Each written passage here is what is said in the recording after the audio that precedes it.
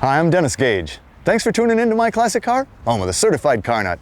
Well, this week I've traveled to Jacksonville, Florida to meet up with good friend, eclectic collector, founder of the Amelia Island Concours d'Elegance, and all-around great guy, Bill Warner. Bill, great to see you again, my friend. Dennis, welcome back to Jacksonville. It's great to be have here. You. Well, it looks like you've brought out some interesting stuff from your private stock today. But before we get into that, I'm going to just touch base on the Concours at Amelia Island. Do you have another great year? Oh, wonderful year. We had about 18,000 people out, so it was a wonderful, wonderful weekend. Well, and it's such a beautiful venue. I mean, it's hardly a more beautiful place to hold one of those than that. It is nice. And for a very good cause. Community hospice. In the 10 years we've done the Concours d'Elegance, we have raised over $1,400,000 for the care of terminally ill children and adults. That is just fantastic. May you have many, many more successful years. Thank you. I hope so. As long as you can. As long as a pacemaker holds that, I'll be here. Well, hey, let's talk about some of the wild stuff you got out today. Yeah, a little of the trinkets here. Yeah, it's very nice. Yeah. Well, and again, you do have very diverse tastes and taste, I don't know, what I call this? Purple Muntz's. Purple Muntz's. This is a 52 Muntz Jet, right? Muntz Jet, right. These were built originally in Glendale, California. They were designed by Frank Curtis. And Madman Muntz, who made his fortune selling cars to returning servicemen in World War II, and later with the Muntz TV, decided he wanted to be in the car business. So he bought out Frank Curtis, stretched it to make it a 4-passenger. And this was their idea of an early 50s sports car. It looks like there's little bits and pieces that I recognize from other vehicles. Hey, sharp eye you have. For example, the bumpers come off a GMC coach. The parking lights and tail lights are Chevy pickup. It was a parts bin car. It was. It's kind of like, what do you got? Yeah. I need this. Yeah. You got. I need a headlight. What's in stock? What do you got? So there you go. What you got in the back room? But it's a well thought out car. It's unit construction. You could get it with a Lincoln engine. Later ones came with a Cadillac engine, and this is a Lincoln flathead, and then they went to a Lincoln pushrod. Wild interiors. I mean, what is this? This is iguana skin. You could get Muntz with a snake skin, iguana skin. They did custom interiors. Very California, rolled and pleated look. Yeah. Is this original interior? Yeah. Wow. A Muntz stereo? Yeah, oh yeah, Muntz made the 4-track stereo, and he sold that idea to Bill Lear, who turned it into the 8-track stereo. Muntz was quite an entrepreneur. He must have been. Yeah. And the little Napoleon there, that was his insignia. That's right. He'd get on TV and sell his television sets, and he'd say, "I'd give them away, but my wife won't let me." And he became known as Madman Muntz. Madman Muntz. Yeah, and so he had the little Napoleonic Madman as his logo. To give you an idea of summing up Madman Muntz's life, he was married 7 times, and his eighth girlfriend was Phyllis Diller. that explains this car, doesn't it? There you go. Really does. And who bought these cars? I mean, well, he did a deal with an actor named Victor Mature. And Victor would go sell them to his friends in the show business. If you were in Hollywood and you wanted to be seen in something other than what you'd go down to the showroom and see, a Muntz Jet was a trick ticket. And how many of these were built? About 209 is the figure that keeps coming up, and of them about 30 or 40 are left. Yeah. Wild. Can we look at the engine? Oh, sure. And this one has, what did you say, a Lincoln? This is a flathead Lincoln. Mm-hmm. And this was a pretty reliable engine, actually, wasn't it? Yeah. Just not real. Yeah, it was an engine, not a whole lot of horsepower, but. Well, it's a happy-looking car. Yeah, you get thumbs up wherever you go. It's almost a caricature. It is. Well, this is one kind of radical car. Yeah. Let's go look at another radical car. Okay, so from a 52 Muntz Jet to a full race-prepared Triumph TR8, right? TR8, right. You don't see many of these. No, the Group 44 built 2 of them. Lanky Fauché at Group 44 built these, and they were raced by Bob Tullius, who owned Group 44. Hence the numbers 44 on the car. It uses the Rover aluminum V8 with a Warner T10 gearbox and a Ford 9-inch rear end. All the great Triumph parts. Those are probably the most reliable Triumph parts ever.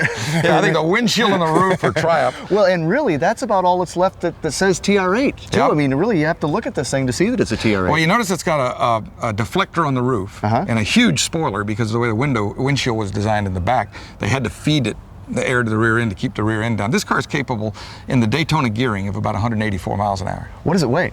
2,100, 2,200 pounds. And how many horsepower? 400 horsepower. So it's a complete rocket ship. Yeah. You want to hear it? Do I? Of course I want to hear it. Now, we take the hood off, see, because it has a tendency to ignite from time to time. Oh, yeah, so we like to look at the engine just to make sure. Let's see. Main pump, auxiliary pump, start pump, ignition.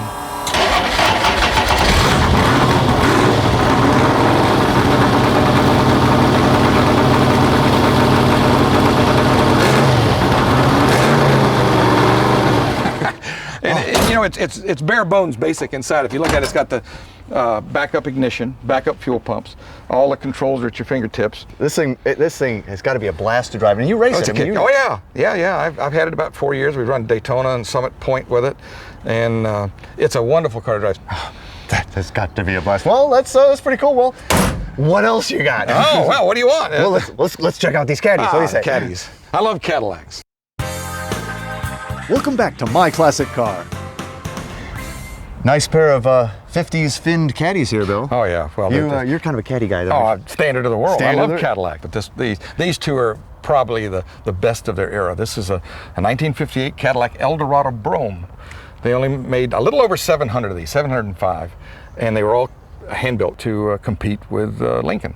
Well, this was the competitor to the Continental Mark II, Continental right? Mark II. You very seldom saw these cars, and they had some problems. This was the first car they did air suspension on, and they didn't have it perfected very well. And you pay $13,000 for the car, and you come out in the morning to go to your office, and it's sitting on the ground. It's a lowrider before it was fashionable. That's right. It had a compound curved windshield like an aircraft. Did they all have the stainless steel? They all had stainless steel tops. The stainless steel is what really set them off. Absolutely. The bumpers are cast aluminum because it's limited production. It was easier for them to cast them out of aluminum and stamp them and tool them up.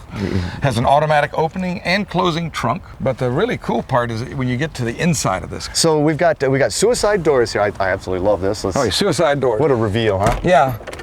There you go. What a fabulous interior and some interesting accessories. Yeah, this was all standard equipment. You got 6 shot glasses with magnets, a little cigarette case. It has 1 ounce of Arpège by Lanvin. Came with the car. Came with the car, and the compact with a mirror and the lipstick tube, and in the back it had a beveled mirror with a notepad with a cross pin. Very hard to find that stuff nowadays. And all that was standard equipment. Standard equipment. Wow. So from a suicide door 4-door to a beautiful caddy convertible. 57 Cadillac Eldorado Biarritz convertible. Beautiful car. They made 1,800 of these. Now the fin treatment is very different on this versus the 58. I always looked at this and felt it was kind of unfinished or unevolved. It didn't go all the way to the 59. Nope. It looked different to me. And look at how far the car goes. It's like it goes.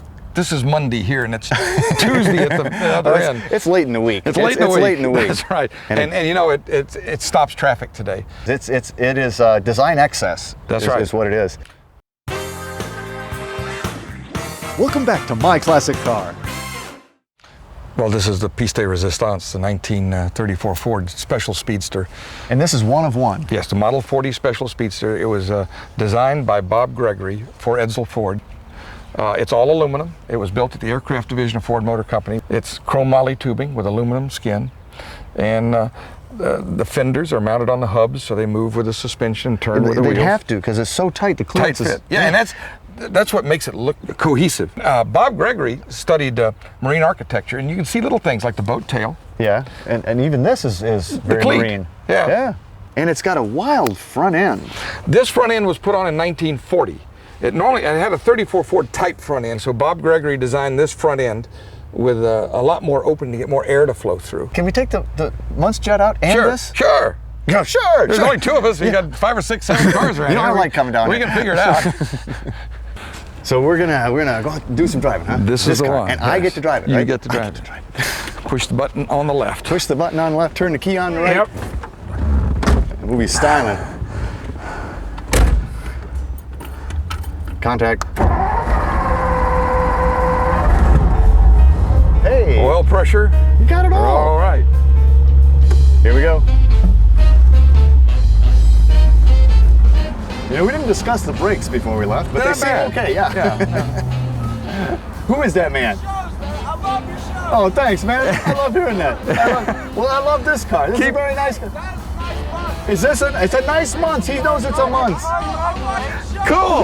You're the only one in town that knows it's a Muntz. See y'all. Oh, this is a blast. It's a fun car. I mean, everybody loves it, right? Thumbs up everywhere you go. Beeping horns. People love this car. It's the color. So this was the styling car in '52. Oh, I mean, if you went down Sunset Boulevard, you were Mr. Big Cheese. Can you imagine pulling up at the Beverly Hills Hotel in your purple or pink or lavender Muntz Jet? This, with its purple paint, it sure stands out in the crowd. You have to be comfortable with your masculinity to drive a purple Muntz. Has this car ever been at the Concours? Oh, I throw it in as a filler, you know, not to be judged or anything. What we did was we had one of the two-seat Curtis's to go alongside the Muntz to show the contrast.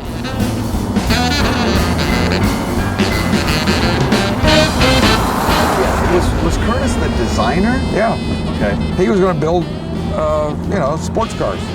And the only thing Muntz did was stretch it to make it a four-seater. You know, like I say, I'd say it's kind of a, you know, more like a 2.5 almost. Yeah.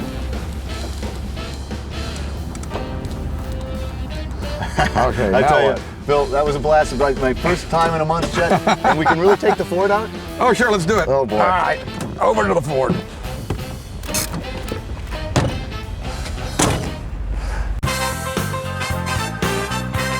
Welcome back to My Classic Car. Hand here. Yep. Step in, step over. Yep, slide in. This is not a car you rob a 7-Eleven in because you can't get in and out of it very fast. You got that right. Yeah, there you go. I think I'm in. And then I get in. Is it easier for you? Yeah. Oh, yeah. All right. Yeah, he says. Unless you got arthritis. Switch on, Switch on. foot off the gas, Foot off the gas. push the button. Oh. Hey. It is music. Ford knew how to make them back then. Handbrake off. Handbrake off. Ready to roll. We're out of here. Can you imagine Edsel Ford going down Woodward Avenue in this thing in 1934? Unbelievable. You got to wonder who rode in it with him. Did Eleanor ride in it? Was it just something he did? You know, Edsel really loved this car. This is basic car. No radio, no heater, no doors, no side glass. Engine, steering wheel, That's it. tires, the essentials. The essentials. Once again, like the Muntz, it's almost a caricature. Yeah, it is. Especially with that front end of the nose they put on it. Little Art Deco look. People think there's a V12 underneath there. You know, Flathead you know Ford. your feet have to go somewhere.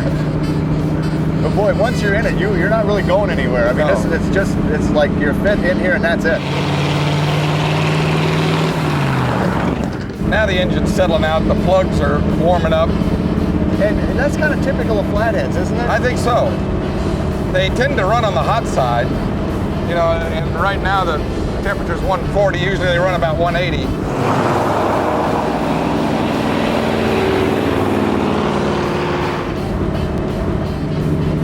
I think it's wonderful that you've left it, you know, pretty much original or in its second original state. Yeah.